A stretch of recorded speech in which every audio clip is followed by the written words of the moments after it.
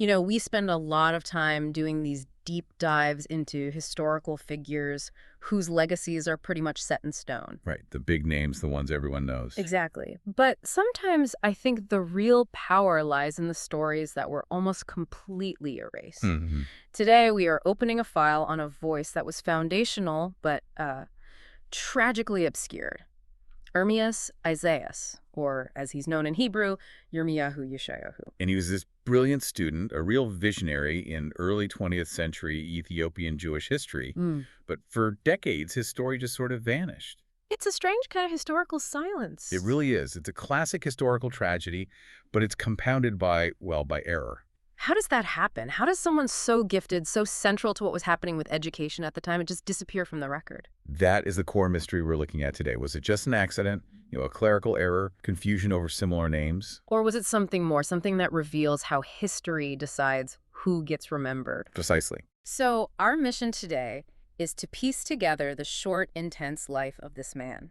He was someone who lived right in that gap between a deep personal dream and the very challenging realities of his world. And we really need to understand the weight of the mission he was on, this educational and spiritual mission that was cut short right as he was about to fulfill it. What's so captivating to me is how clearly his path seemed laid out from the very beginning. Oh, absolutely. His intellectual destiny was there from childhood. To really get Yermiyahu Yesha'yahu, we have to go back to 1892. He was born to Isayas and Tadla in the Balesa region in a small village called Kuri. A very traditional start. He was a shepherd. He was a shepherd, but the sources give us this incredible defining image of him long before he was a scholar. It's the visual that just defines his entire drive, isn't it? It is. You have this young boy. His job is to watch the flock, but instead of focusing on the sheep, he is completely consumed by learning. And he would take the Hebrew letters he'd learned and he'd carve them into rocks. With limestone. Carve them deeply into the rocks. I mean, his peers actually told his parents that he'd rather be writing on stones than playing games with them. Wow. That's the ultimate sign of a lifelong scholar right there. He wasn't just learning, he was physically embedding knowledge into the landscape around him. Seeking permanence. Yes. And that passion, it found its first real home in Kuri at a school set up by a really key figure, Yermiyahu Yesha'yahu. Okay, we have to pause on the names right here because this is probably where the historical erasure begins. Right. So we have Yermiyahu Yesha'yahu, our subject, the student, and his teacher, Yermiyahu Yesha'yahu, who is a respected Ethiopian Jewish educator himself. It's a vital distinction to make. The confusion between those two names, the teacher, Gete, and the student, Yesha'yahu, that's the mechanism. That's how the student's own achievements start to get either mistakenly attributed to his teacher or just lost. And we should also be clear, this is not Reuven Yesha'yahu either, another student from that time. Exactly. He was his own unique figure. It's this sort of accidental identity crisis that we're trying to correct. But the people who worked with him closely, like the famous Dr. Jacques Feitlevich, they knew exactly who he was. Oh, they knew. He was immediately seen as one of Feitlevich's most gifted protégés. A fierce believer in Zionism, this dream of Jewish self-determination, and of course, the ultimate goal, Jerusalem. And that dream, plus his raw talent, meant the village school just wasn't going to be enough for him. No, his ambition was pushing him toward the capital. For sure. He excelled, not just because he was smart, but because he was so determined to advance, to make a real difference. And his chance came in the 1920s. Right, when Dr. Feitlevich opened a large Jewish school in Addis Ababa. And this wasn't just a school. This was a major investment in the future of the entire community. Yermiyahu Yesha'yahu was chosen from, dozens of top students to go? Dozens of them. To attend this very prestigious, intensive teacher training course. Intensive is the word. We're talking about a 7-month program. Really rigorous. And it had this dual purpose. It was academic, yes, but it was also a call to service. The whole idea was that these graduates would go back to their villages. Armed with all this new knowledge and teach the next generation. Exactly. Yeah. And the material itself was pretty revolutionary. It was this synthesis of a modern Western education with very deep Jewish learning. So they're studying rabbinic tradition, but also honoring their own Beta Israel heritage. They were literally being trained to be bridge builders between worlds. Now, here's a detail that just underscores how extraordinary his life was during this period. It sounds like something out of a movie.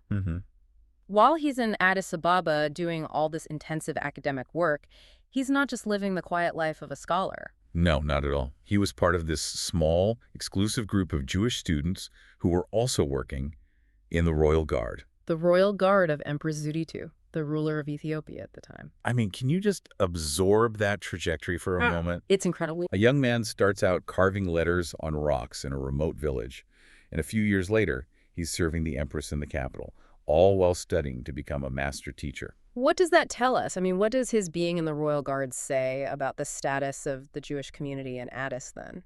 It speaks volumes. It shows a level of integration and trust that's just remarkable. Being in the royal guard, that's not just a job, it's a position of real confidence. Sure. It suggests that these young men were seen as, well, not just smart, but as capable and trustworthy people at the highest levels of society. He wasn't just a student. He was a figure of real significance. And just think of the commitment, juggling guard duties and that intense curriculum.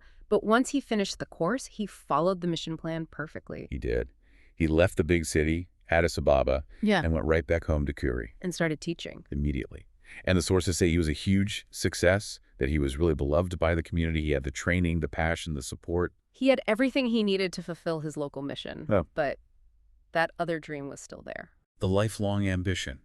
The Jerusalem dream. Exactly. The local work was fulfilling, but it felt incomplete without Jerusalem. He tried to make the journey before and failed, but that focus never wavered. And in the early 1920s, he finally did it. He achieved his greatest wish. He traveled to Jerusalem for a period of study. It must have felt like the culmination of everything. The journey to the spiritual heart of his faith was complete. He had the full vision. But this is the moment. This is where the triumph turns into this profound tragedy. The timing is just devastating. He was so close to realizing his full purpose, to coming back from Jerusalem and dedicating his whole life to his community. But then, shortly after his return, It all ended. in 1927, he suddenly fell ill and passed away. He had climbed every single mountain, from his village to the royal court to Jerusalem and back, only to be taken right at that moment. The moment he could finally use all that experience. The loss was just immense for his family, for the whole community, and you can feel the weight of it in the words of his mentor, Dr. Felovich. What did he write? He wrote this lament, basically mourning the future that Yermiyahu represented. He said, "You have gone and disappeared just when your mission was beginning to benefit your brethren. We all mourn your untimely death." Wow. Just when your mission was beginning.